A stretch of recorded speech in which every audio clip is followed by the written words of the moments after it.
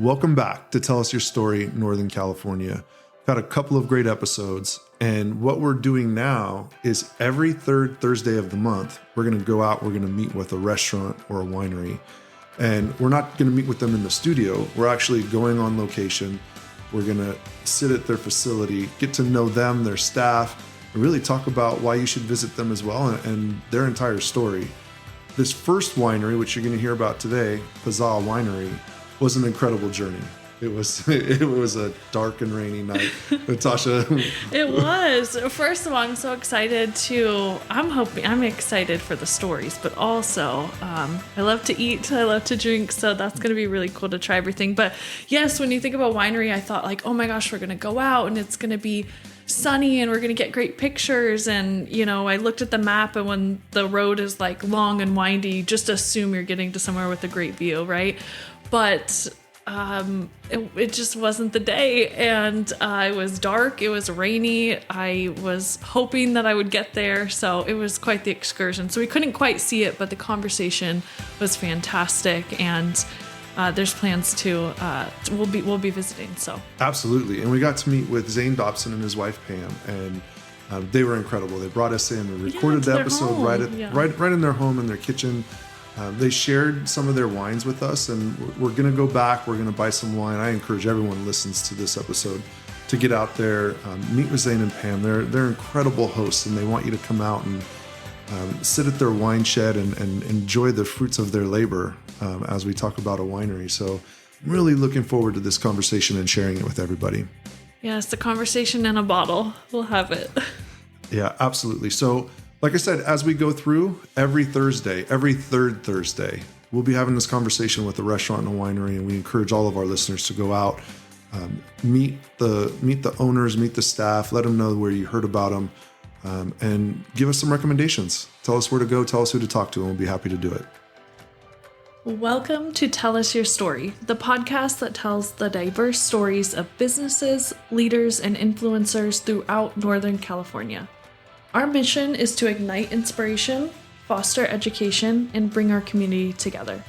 Join us as we unravel the path to achievement, discovering how these remarkable businesses and leaders navigated obstacles, conquered hardships, and transformed failures into success. In today's episode of Tell Us Your Story, we sit down with Zane Dobson, the owner of PaZa Winery. So it was an incredible journey to get out to see Zane and the winery, and we got to meet him, his wife, and it was an incredible journey just to be welcome into his home, sit down at his kitchen table, record this episode, and really talk about how he got to where he's at, and listening to all of his different passions and paths and journeys to become a successful winemaker. So there's really three things that I think you're going to take away, or three things that I honed in on. Is one, have you ever asked yourself, like, what does an overachiever look like? And Zane would be the picture in the dictionary. If I went and looked, as we go through his life, you're going to see that he does everything like he does anything, and it's 1,000%. Incredibly curious man who asks a lot of questions and figures things out and is part of the community. So that's one of the big takeaways. The second is really going to be the joy and experience of winemaking. So Zane and his wife and this entire community is incredibly passionate about making wine. So everything from planting the grapes to bottling the wines, the family, the friends, the community, everything that you would imagine that you would want to be as part of a community or part of a winery, Zane is going to walk you through. And that really leads us into the third part. As much as I would love to romanticize the business side of winemaking, it's a very, very challenging and it's a very, very difficult job. And the way that Zane put it, it's a lifestyle, not a passion project. And so if you're thinking about, hey, I want to get into the wine business, I want to own an orchard, this is really going to be a good opportunity for you to listen in to someone who's gone through it. What you're going to find out is you don't know what you don't know. And those things that you find out are not very easy to overcome all the time. Now, Zane and his wife, they have, and it's an incredible story. So I look forward to everybody listening in. So stay motivated, stay inspired, and enjoy this episode with Zane Dobson. So I grew up in Oklahoma, actually, a little less known for fine wine, and didn't even drink any wine really until I moved out here to California. So I grew up on a small farm just outside of Moore, Oklahoma, and it's on the outskirts of Oklahoma City. And just a wholesome, only child, wholesome upbringing, simple. Dad was a firefighter, had been a professional musician before that. Mother also worked in aviation and executive secretary, and just very fun, wholesome youth time, Was it a smaller town? Yeah, well, no. Actually, so this was during the oil boom. Okay. So in the 70s, late 70s, early 80s, it exploded. So much like Roseville, Rockland has grown a lot in the last 10 years, 15 years. So Moore actually grew to like 70,000 people in that time. So housing industry was big and the oil industry was huge. And so Dad was a fireman, so farmer on top of it. So when you say you grew up on a farm, I have this vision. Just as he always had a huge garden. And when I think back about that, I think what the opportunity missed, where at that time, nobody was really into the farmer's market type things. So they gave most of the vegetables away to the firefighters and friends and others. So, did you have cattle? We usually had 2 or 3 head of cows and, maybe a couple pigs here and there. And So Natasha and I grew up in city life. So what's a day for you, like growing up on the farm? Was it just, the chores that you hated as a kid, all the cleaning and doing things and taking care of livestock before you go to school. And, you thought it was the worst, but it was really not that bad. When you look back at it, it was not that hard. So I also had other relatives, uncles and aunts that lived in eastern Oklahoma and had ranches. So they would have 300 cows. And so I would spend my summers usually on those ranches working and learning ethics of can't was not part of my vocabulary early on. So, and so as you were growing up, what kind of student were you? Were you an academic? I was not a good student. So I like sports, but didn't really excel in sports. I was not into school really at all at the time growing up. What was the passions? What were your passions? I was more artistic of anything. Yeah. In school was more art and design. And then I got into graphic design. Okay. And then that was my first career actually, was early days of CAD, computer aided drafting, and got into that and just started working towards my career. Yeah. So as you were going through high school, what was the dream? Did you know what you wanted to do at that time? You said you were starting to most people don't. In high school, it was I wanted to be out cruising, in the hot rod, and it was a dream to be a racer, drag racing or some sort of thing. Yeah, so cars were a big passion early on. And was leaving Oklahoma in the cards, or did you think you'd be there? No. So I was content to be in Oklahoma for the rest of my life, and life changes, and so that's further into the story. Yeah, we'll get into it. So now the image is starting to come to me. So working hard during the summers, you have your chores in the morning. You have a hot rod. Did you? Yeah. So it's so funny now how some kids don't even care about getting their driver's license, and that was my main goal. So I was working from like age 14, trying to make money to buy a car, and then just slowly parlay that into a better car and another car, and finally into a pretty serious little street machine. And so, are you one of those that had the car at home and you were working on it? Oh, yeah. You were building it. So it was kind of funny because my dad was not really he was not really mechanically inclined necessarily. And so that was another part of my youth was in music. So as he was a musician, I played trumpet. I grew up around all the instruments, and all the people that he had played with they were stars, but they didn't seem that to me. They seemed like normal people. Yeah. So it was just natural to pick up a guitar or pick up the piano or drums, and they were always available to learn to play. And so would you say you were a ladies' man? No, not necessarily. What, you have a hot rod, you're playing, you have all these instruments? I think, I was probably going to be shy at that time. Yeah, the cars were my thing. So yeah. Did you get in trouble with the cars? So you yeah, definitely tickets. Yeah, definitely got stopped for speeding here and there, and through the years. I wonder. I'm sure they have those. My grandmother's from Mississippi. She actually retired and moved back there, and they just have these, like, everything's these just long roads. Like it just seems like there's always room for, cars and woods and things like that. It's could be crazy. Yeah. Jumping back into it. So you're in high school. What was the dream as you're going through your junior year, senior year?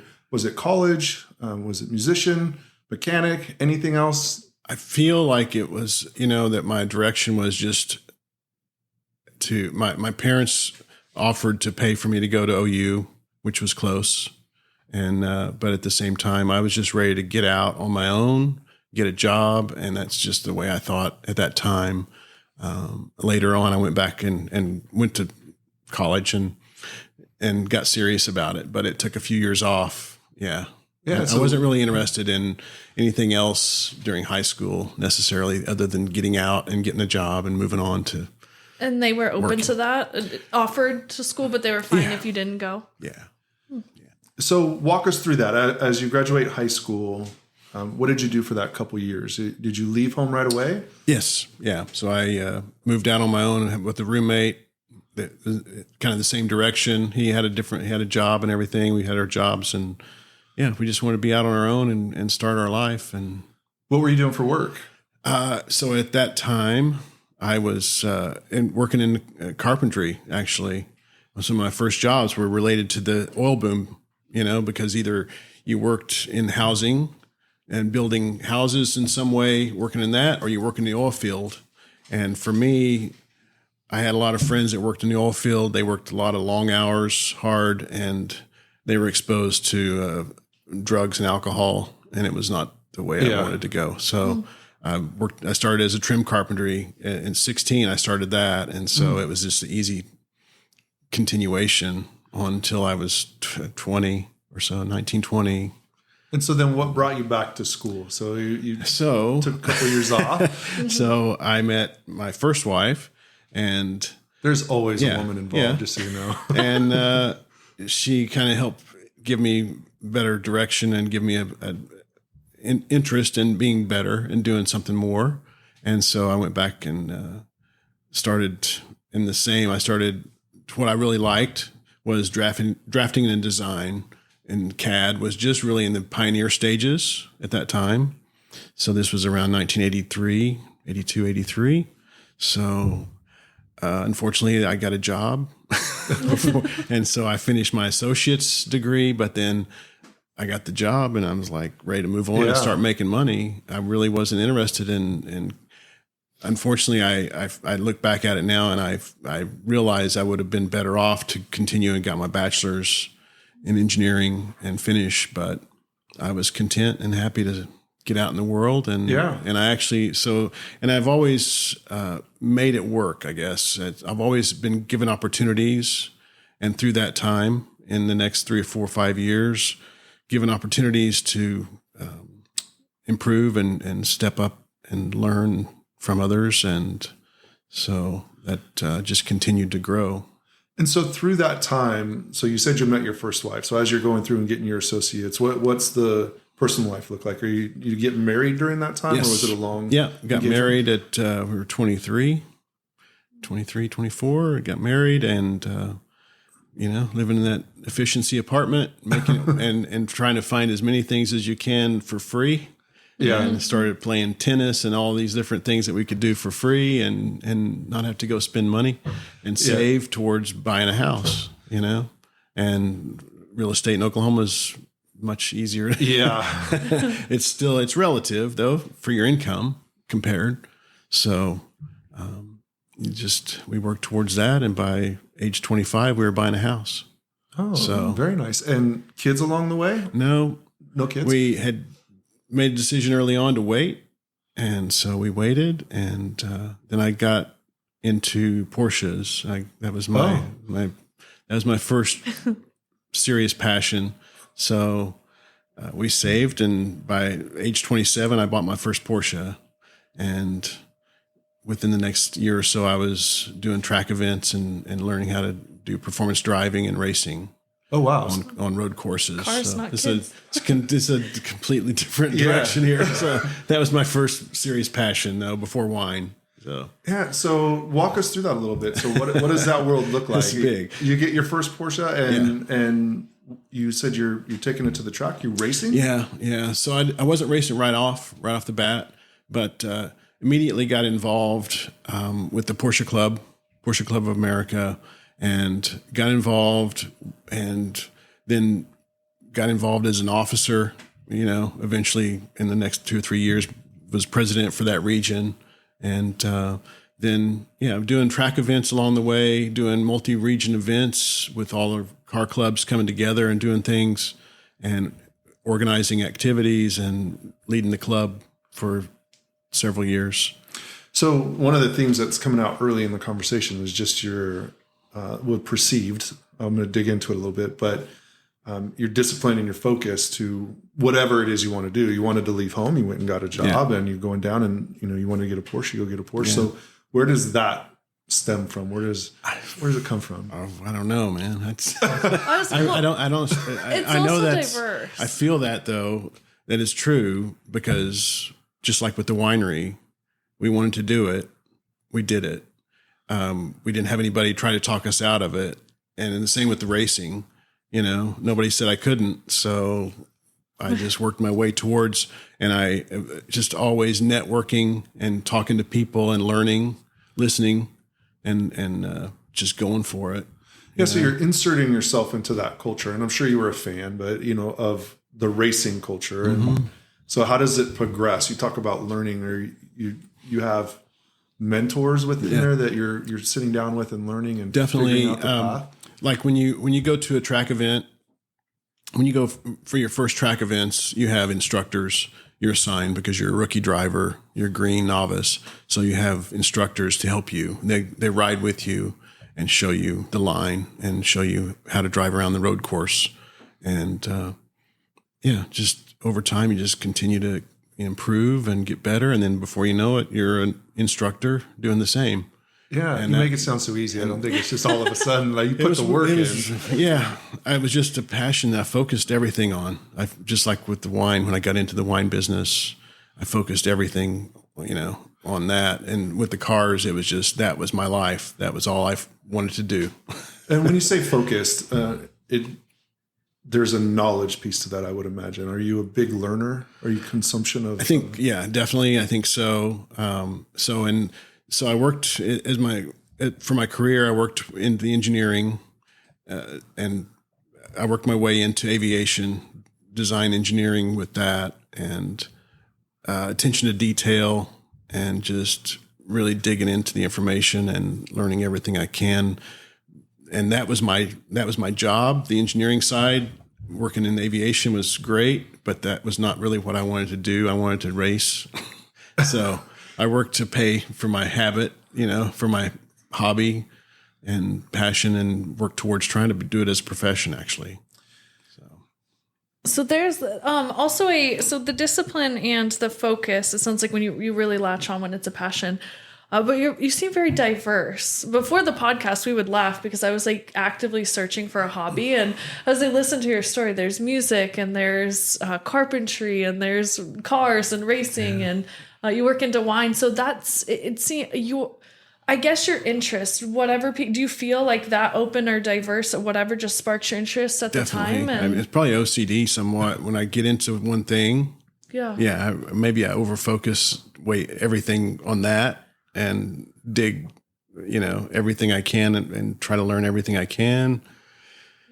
Not everybody's as open. They might pick, one thing or have this way, but it seems like you were interested and tried, multiple things, I guess. Yeah. And I've probably have been hard on myself in my mind to think, okay, I need to focus on something and just try to excel at that. But just try to do the best at everything I can. So, yeah. Yeah, I'm trying to assess. Like we've been sitting down. This for a half hour. I've been at your house, so I'm trying to assess and figure out. There's a part of you that is very concise and disciplined, and then you drive a race car and you do all of these different things. So, are you a risk taker, or are you not so much? I can't tell. I don't feel like it. I don't feel like I'm a risk because in racing, I mean, everything is very calculated, very specific. When you practice and you're in tune with the car and the way the car's set up and everything else, that was the other. You learn everything you can about the mechanics of why it works the way it does.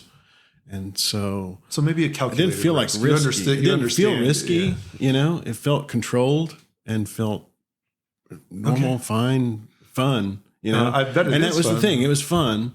And the people that I met through it I still have so many friends today that are so genuine, great friends that I made all around the world, all around the country, so. Yeah, it's incredible. It's one of the things we talked before we started the podcast about my kids and the things that I like to tell them. But, you created that passion in your hobby and you have friends, years later, but you dedicated yourself to, while it's a hobby, it's a culture. Yeah, which definitely leads to networking and friends and opportunities and opening up the world and the people that you know versus just staying in one lane, so to speak. Yeah. So I want to ask, as we go through your 20s into your 30s, you said your first marriage. So how long did the first marriage last, and high level, directionally? Yeah. What happened there? So life changes, and it's the nicest way I can say. And so I had I had two sisters that grew up here in California, and one lives just a few miles from us, and she used to work with Pamela, my wife. And so we met many years ago, and there was just a spark there. And so at the end of my 30s, I was going through some checks in my life and thinking I was not in the right place and wasn't where I wanted to be for the rest of my life. So I was open to change and contacted Pamela, and I was just happened to coincidentally be coming out here to work a race. So I worked for the National Porsche Club in racing as a scrutineer, and we would do the rules and regulations.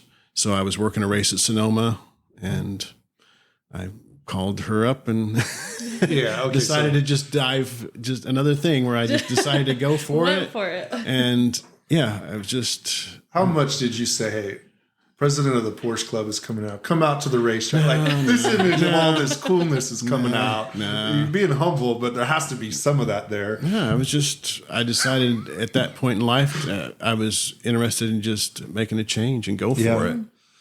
And was it love at first sight? It was close to that. Close to it. So I was working in Sonoma. She would not come to the track on the first night or the first day. And she asked me though to come to Roseville to dinner. So I came to her house, and I just almost immediately knew when she opened the door that I was in the right place. Mm-hmm. And before the end of that weekend, I knew it. So, and how many years ago was that? 20 years ago. Almost 21. Yeah. So you were still living in Oklahoma though. And so you were just out here. Was it a pretty quick decision? Like, we're going to. Yep. It was. I came back out in November. We did the run to feed the families, walk, and with all her family. And so by Christmas, I was proposing. Oh. And by February in 2003, I was moving here. So had the moving truck with the Porsche on the trailer, packed it up, and I was heading to California. So within a year, It was honestly though, it did make it easier because my sister and family were here too, Yeah. and they were always accepting to say, hey, if you want to make a change in your life, you can always come and stay with us. So that was nice. Yeah, I'm going to say you're a risk taker. So everything we're talking about, you're moving I from think I am. Yeah. Oklahoma to California, which is a big change, even though Northern California is different than what most people think of California, especially where we're at. But that's a massive change. Any hesitancy? You're like, no, it really wasn't. I guess I was at a point in life to really make the change. And so I would always come out and visit my sister and family in the Auburn area. Just was always felt comfortable. It felt like a place I would love to be. So that was pretty easy. It was just a very comfortable transition. And so what were you doing for work when you came out? I was working in aviation, engineering, design. I was working for so I'd worked for 10 plus years. Prior to that, I'd worked for a company building a small 4-place propeller luxury airplane, propeller driven. And that is a really tough market. And especially before 9/11, it was getting difficult to sell that kind of product. Very niche, right? Did a lot. Yeah. It was much smarter business moves to purchase a used airplane, not a brand new. So, but it was a great team we worked with, about 175 people. I was one of only 5 engineering, design, flight test engineering work. We did a lot of development, and times changed after 9/11, and that market kind of tanked, and I ended up getting back on my feet and got a job with another in a general contractor for the Air Force. So I was working for that company and basically maintenance and records, design, CAD work. Yeah, super interesting. So when does wine start to become important to you? Because up to now, it did not. Like... Yeah, it didn't until I moved out here. So and right away, or explain to us how this passion started to happen. So not long after I moved to California in 2003.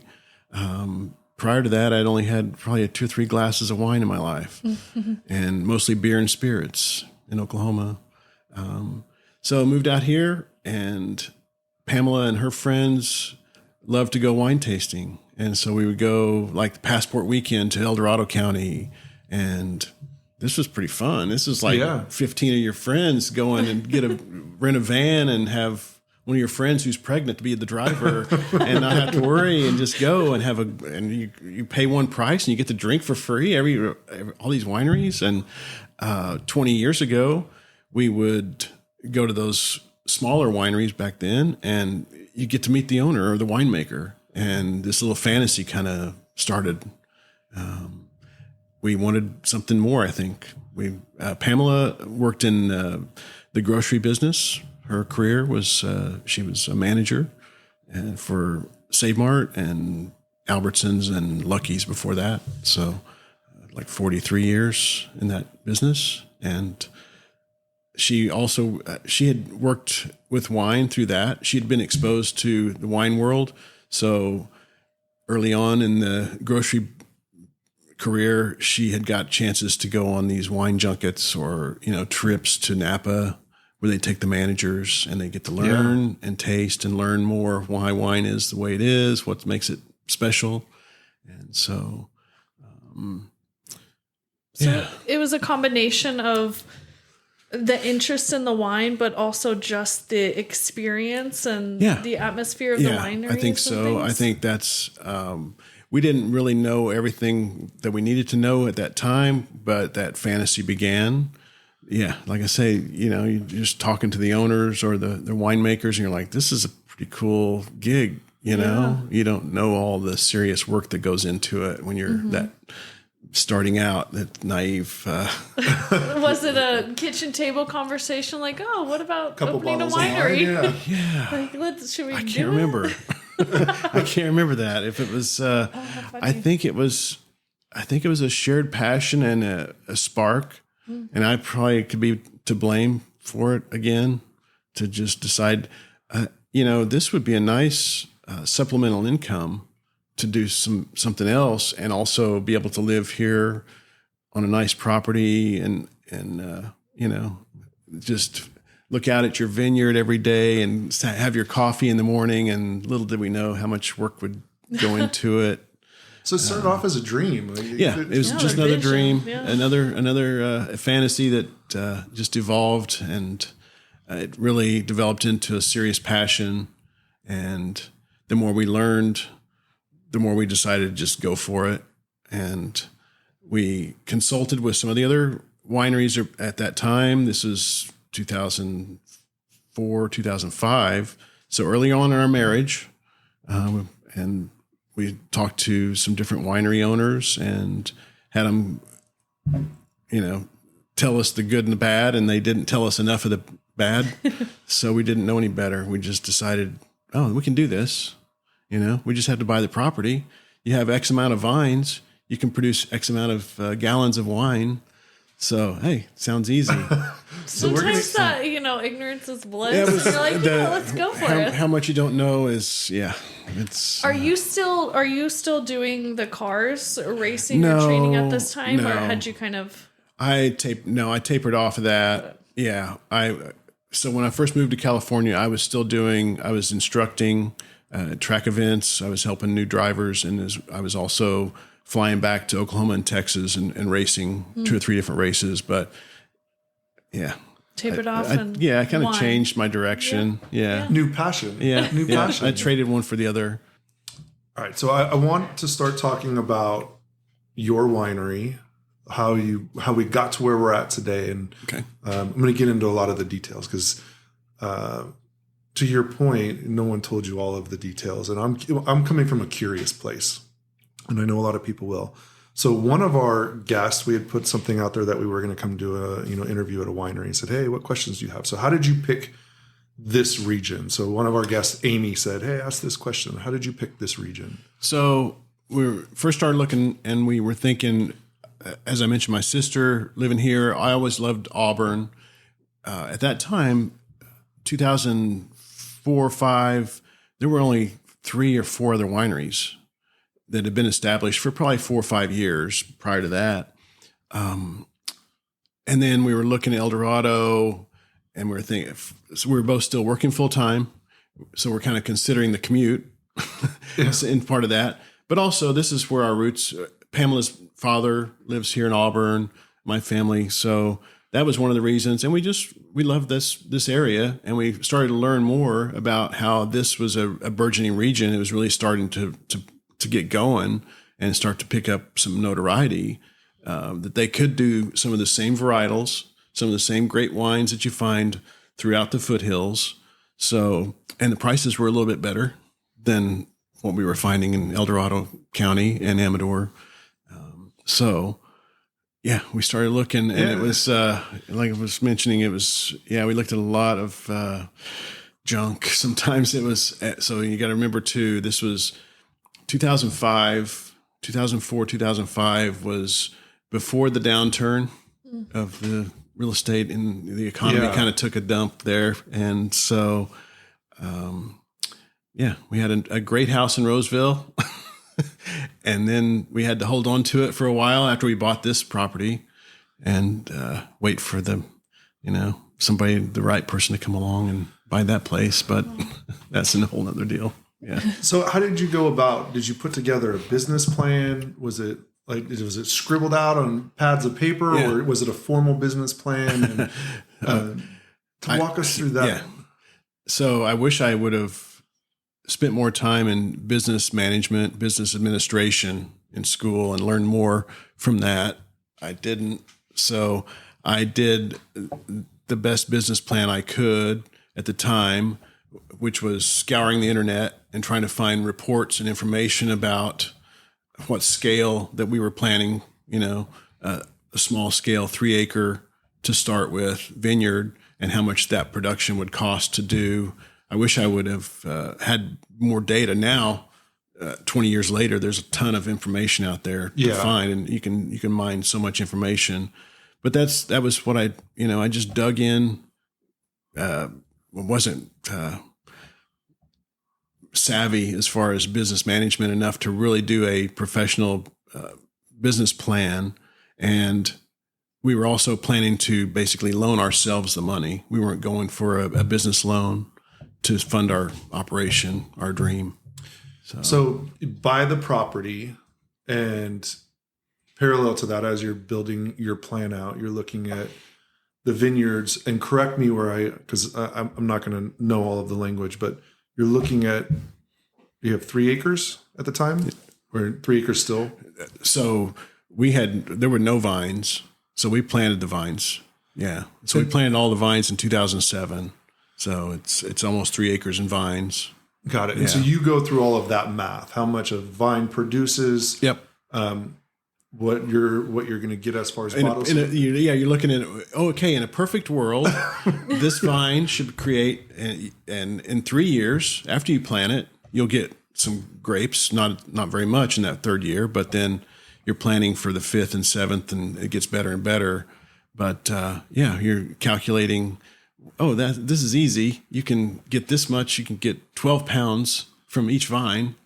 Yeah. and the math part of it. So looking at of how much they produce, were you fully confident in how to actually like grow the grapes and make the wine? No. Or you're just like, this on paper, and that's where, we could do this. No, that's where just like when I joined the Porsche Club way back in those early days, I joined this local region here of Placer County Wine and Grape Growers Association, which at that time was a combination of commercial growers, commercial wineries, as well as home winemakers, and some just growers and some just enthusiasts.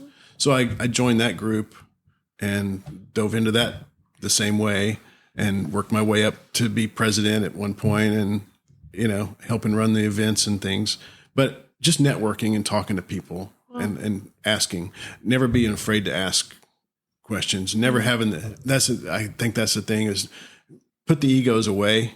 And if you want to learn, that's definitely, you've got to put the egos aside. Yeah, absolutely. Well, I'm going to tell you, you're a risk taker, without a doubt. You opened up a winery now, and you're figuring it all out. So I have a philosophy, and not everybody agrees with it and kind of aligns with the story I'm hearing, but sometimes you just have to take the step and the path opens. It's a quote, right? Like, if you sit and wait for everything to be perfect, you're going to be sitting and waiting forever. Not to say that there's not due diligence that needs to be done, but you have to take action. And you sound like everything I'm hearing from you take action and start to go down that path. And as I hear the story coming out, I can see the joy in you.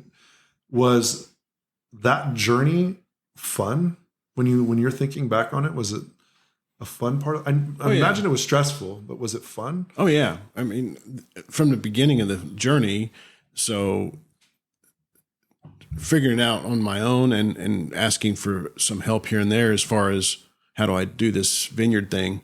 But then my engineering brain helped with laying out the vineyard from the beginning and getting set and deciding how many vines can we put on this space, and then having the friends and family come and help plant.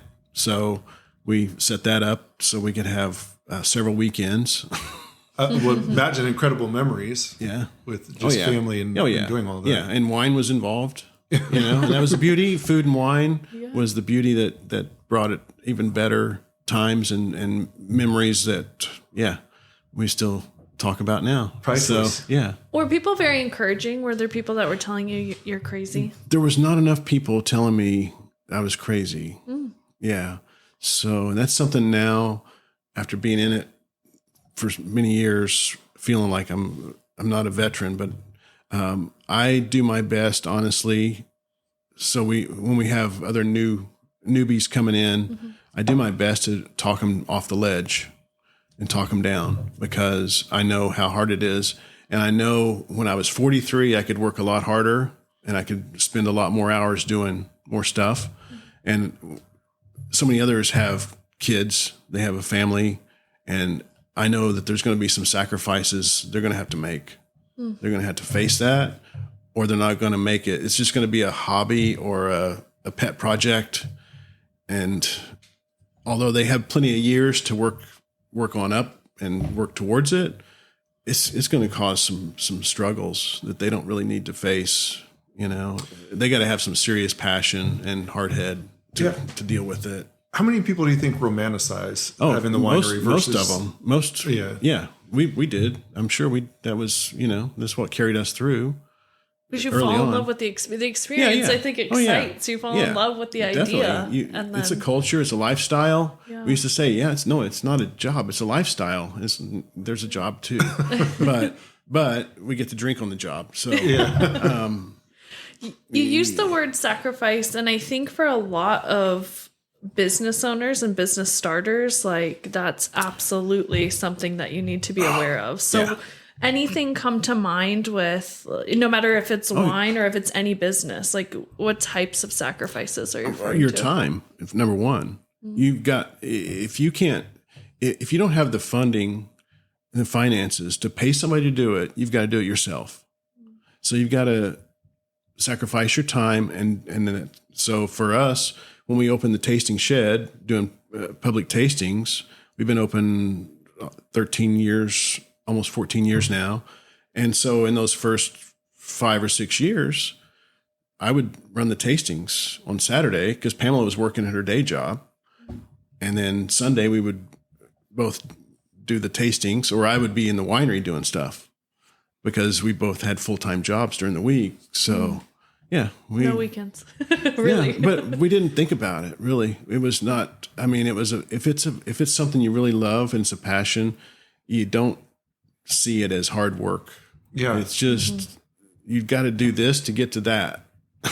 So as you're going through, you said something to me I didn't know. So it takes about 3 years for that first vine to produce grape. So during that first 3 years, I would imagine you're preparing for the winery and everything. So what are you doing parallel to that? The first, what would you call it? Is it the first crop? Yeah. And before that even, so every day when we get home from work in those first 3 years, we would come home, Pamela and I would come home and hit the vineyard and go out and train. So you train the vines up. So, for that. So through three acres. Yeah. 2,500 vines. Yeah. So you just face it. You're just going to do as much as you can until dark and then take a break and drink some wine. And how often do you have to train the vine? Just once you get them trained, they're trained, but then you prune them every year.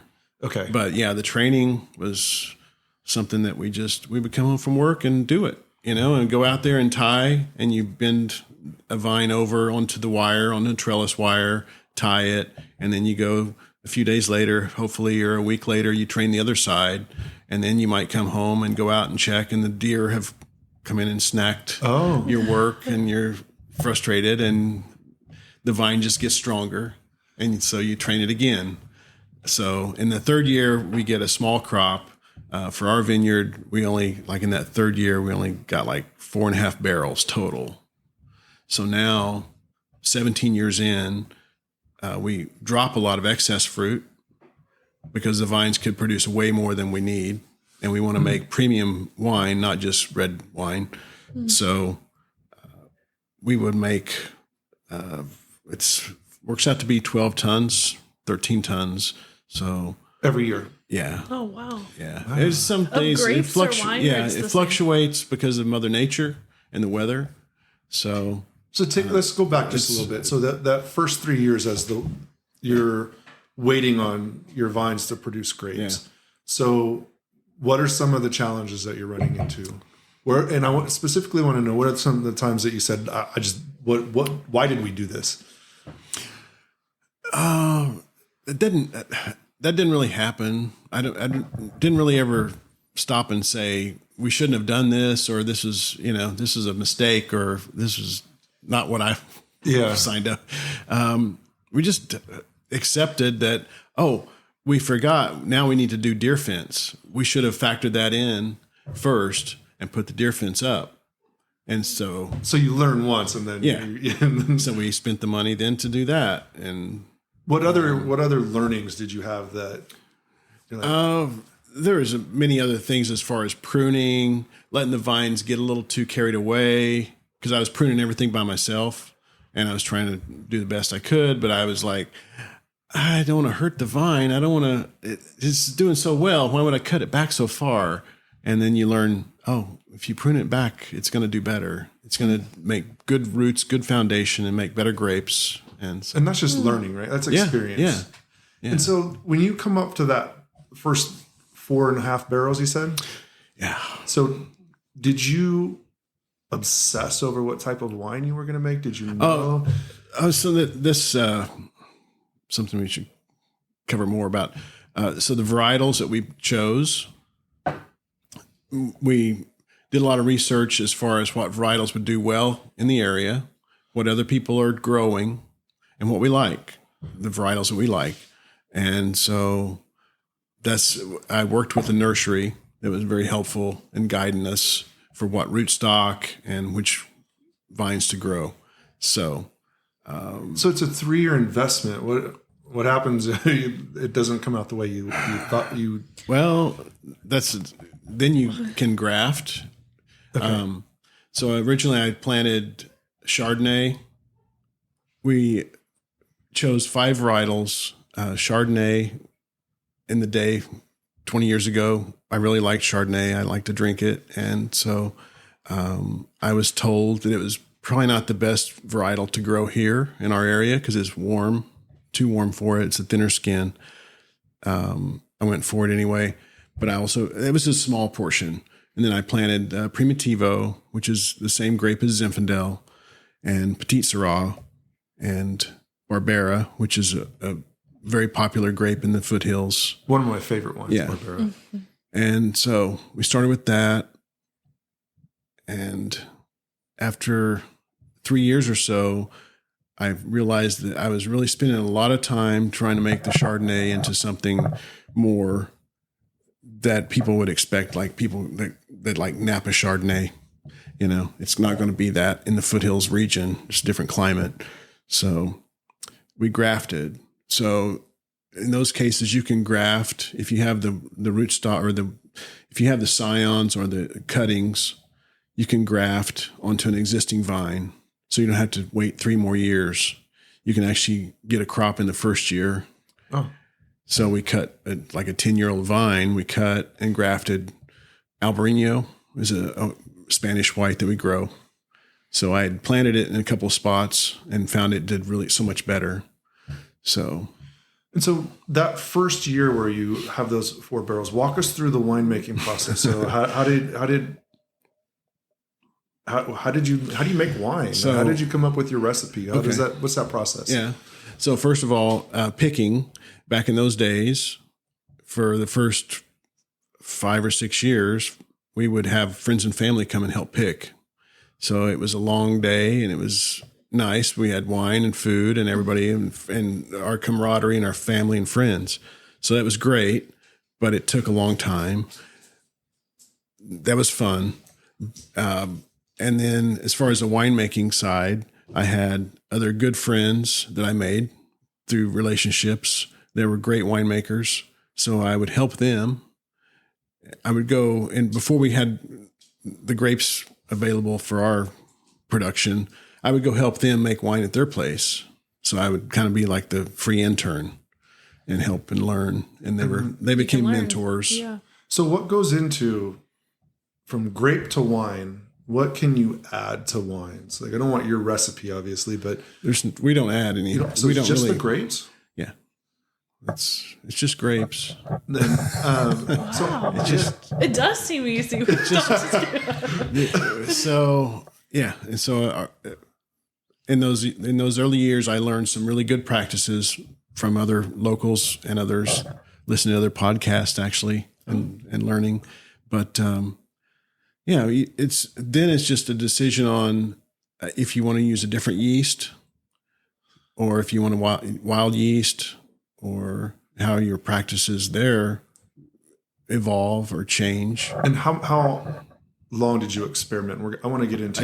I didn't experiment, so I had no room for error. There was no option for failure. So especially when I started at 4.5 barrels.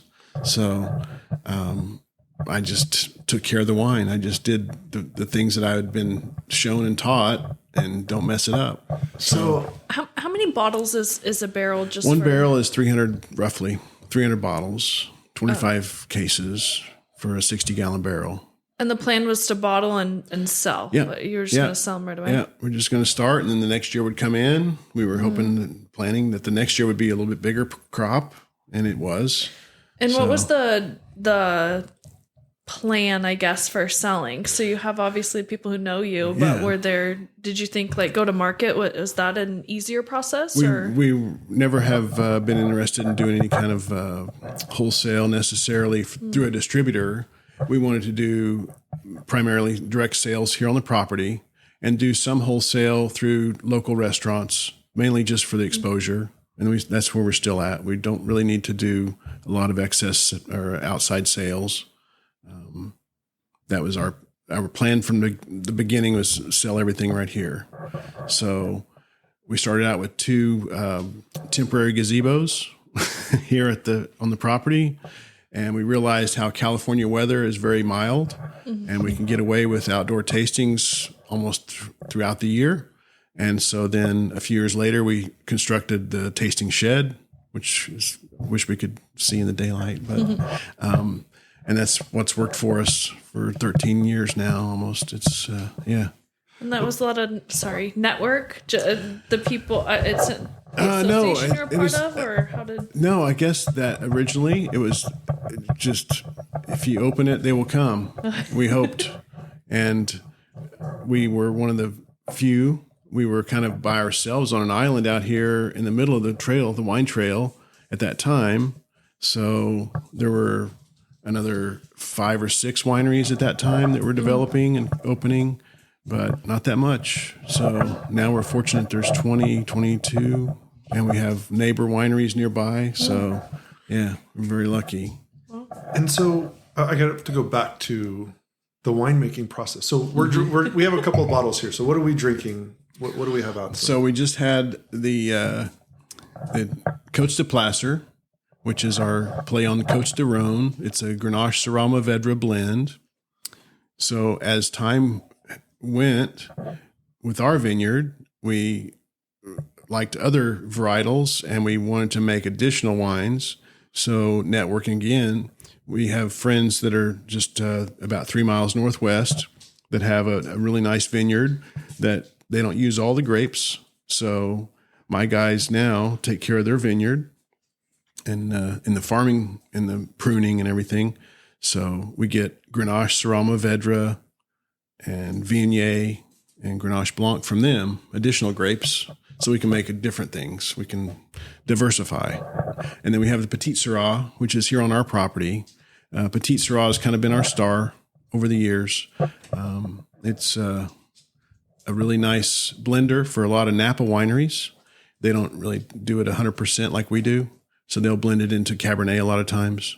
But we find that it does great by itself. So yeah, both of these are incredible. It's very good. And because I don't know how wine is made, I can't connect the dots yet. So is it from the time you plant the vine, the way you take care of the grape, and then does it have something to do with how much of the yeast you put in versus, well, how am I going to get, if I go and have 5 of the same wines, what is the difference in flavors? How is that happening?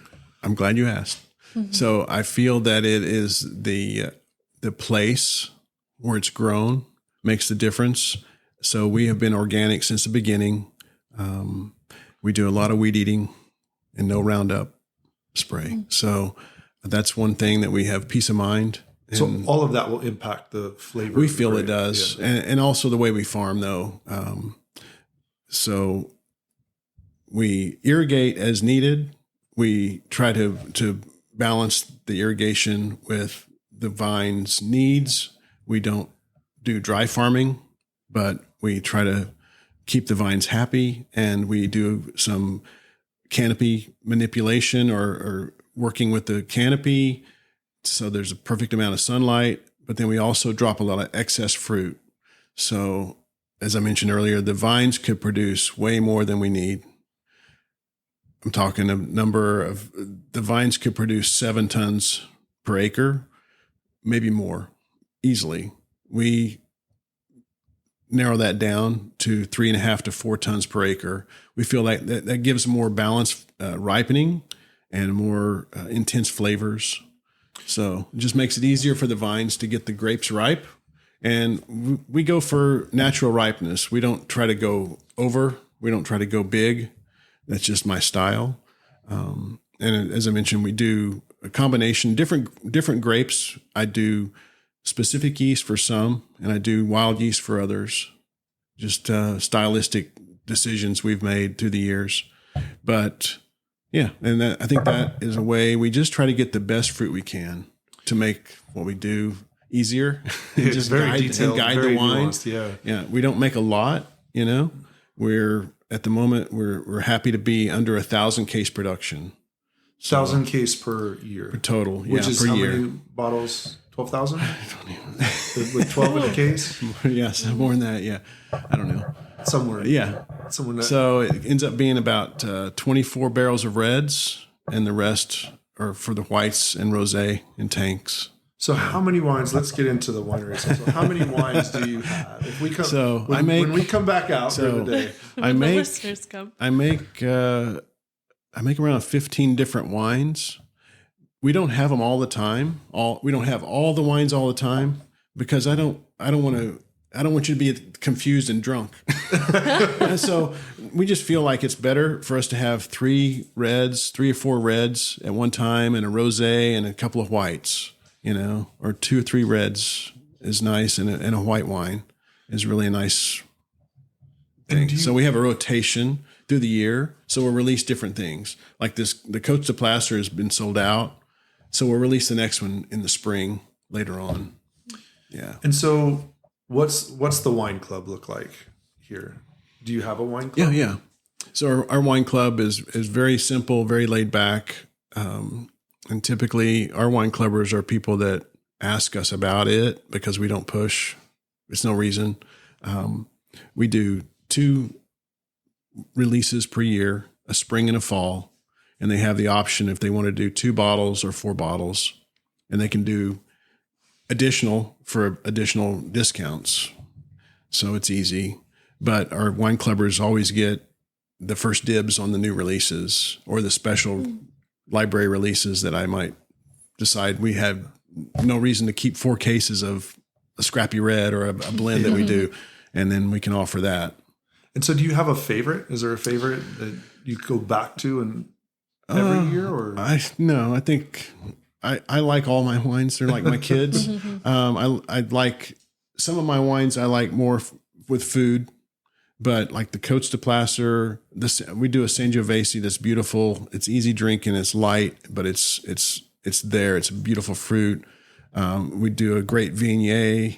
I mean, I like all of our wines. You like them all, Yeah, different times. But the beauty is too, we get to taste them. So we may release a wine in April that's only been bottled in February and it's still settling in. So we know what it tasted like before we bottled it, and it's getting better and better. And then by May and June, it's getting back to its really happy, sweet spot, and it tastes beautiful, and they age really nice. So by July, it's at its peak. It's beautiful, but it's sold out because we only typically we'll make between 50 and 150 cases per varietal.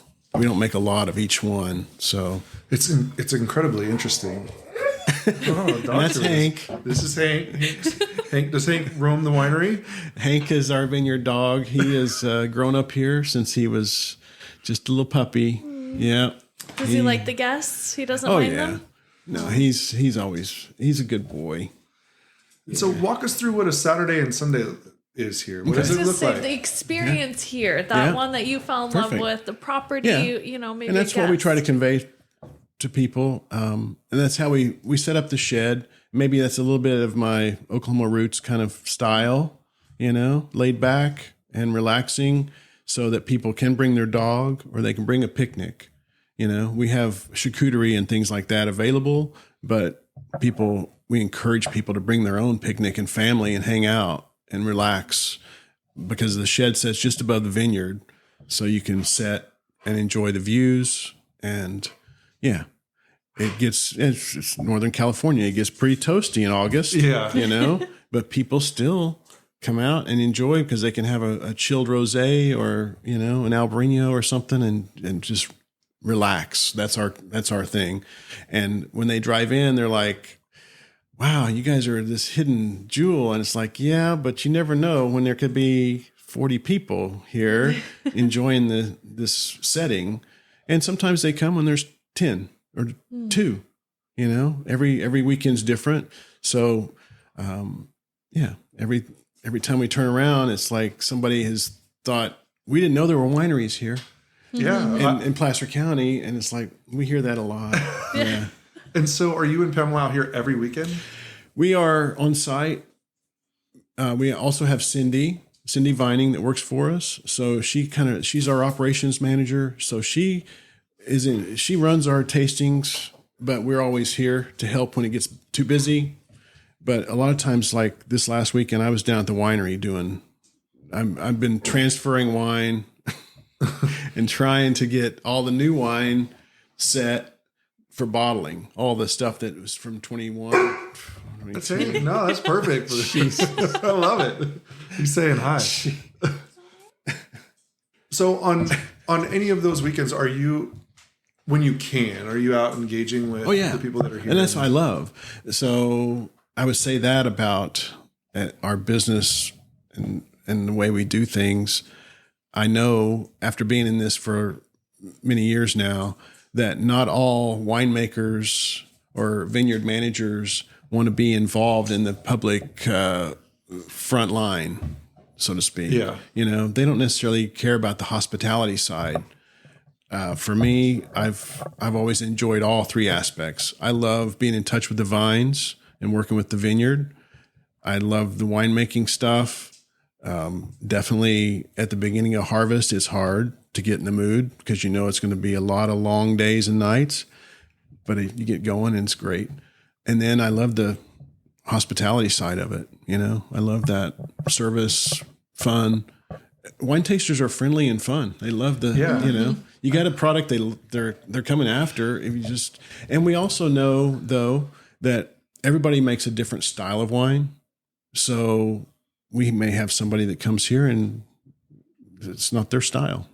That's okay. We'll direct them to some friends that we know they might fit that.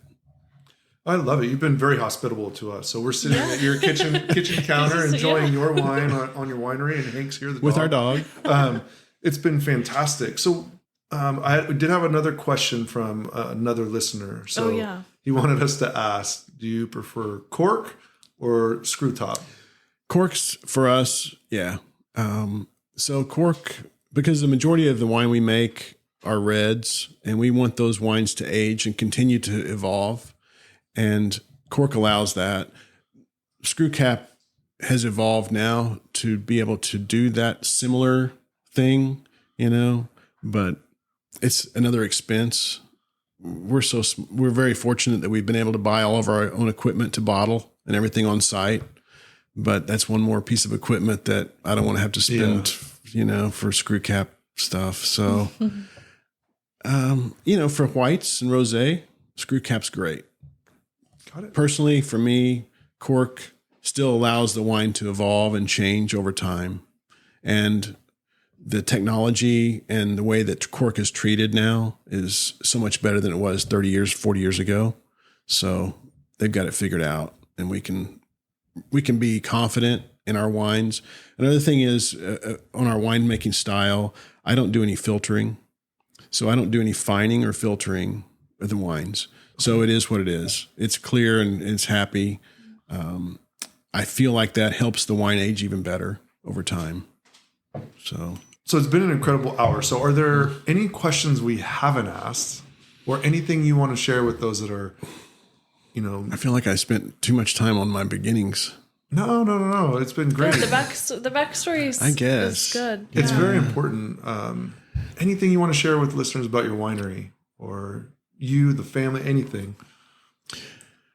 I feel like that my thing is I've always continued to want to learn more about winemaking, and it's going back to education and things in the past, some of the best winemakers I know got their degrees in something completely unrelated to what they do now as a winemaker. And, so I feel like I don't want anybody to let themselves be limited to think that they went for one direction and changed somewhere along the way to something that really led them to a passion that they really shine and enjoy more than being a broker or I love it. It's People why settle. I've seen Yeah, that. people I've settle. seen that. It's true. I've so many stories where, great winemakers went to law school or medical school, and 5-6 years in, they're like, this is crazy. Yeah. And then I have this lifestyle that I've enjoyed over here, having fun, winemaking and just hanging out with some friends. And then all of a sudden they turn into a business, and they find their true passion. It's not a hobby. It's definitely way beyond a hobby. There are so many different ways to do the wine business, especially now. And there's a multitude of different directions you could do this, and the only thing that limits is your finances, really. So well, it seems like throughout the conversation you're having fun, which is definitely still important. You earlier were talking about the fantasy, the dream, the vision. So do you have that moment, like when you go out and you're looking over the vineyard, you're like, oh, this is what I pictured? No, but I feel good. Yeah I don't feel like I haven't completed the destiny, but I feel good about what we've done. We talk about changing and doing something else, and it's like, what else will we do? So I'm about to retire from my real job, my day job, hopefully in the next year or so, and do this even better. That's my goal. Is to be able to spend 100% of the time doing wine stuff for PaZa and do it better. So, I still love it. It's definitely some challenging times during harvest when it's just Mother Nature and all the different things, getting older. And I'm like, I have a purpose, at least I can wake up and I feel like, God, I wish I could sleep later. But I wake up and my wheels are turning and thinking about, oh, I can do this. I got to get this. I'm a over planner, overthinker. So I got a lot of spreadsheets and a lot of stuff that Well, it's incredible. A lot of planning. It's an incredible journey and an incredible story. And thank you for taking the time to share it with us. I'm happy to. Yeah, thank you so much. I checked out the website, and before I even got here, I knew there was an interesting story behind it. And then I know it's dark now, but the pictures and all the property looks beautiful. It looks that atmosphere that you were going for, I think, is definitely there. So really cool. It was really great. Thank you for walking us through Thank you guys for coming out on a rainy December evening right before the holidays. No, I appreciate it.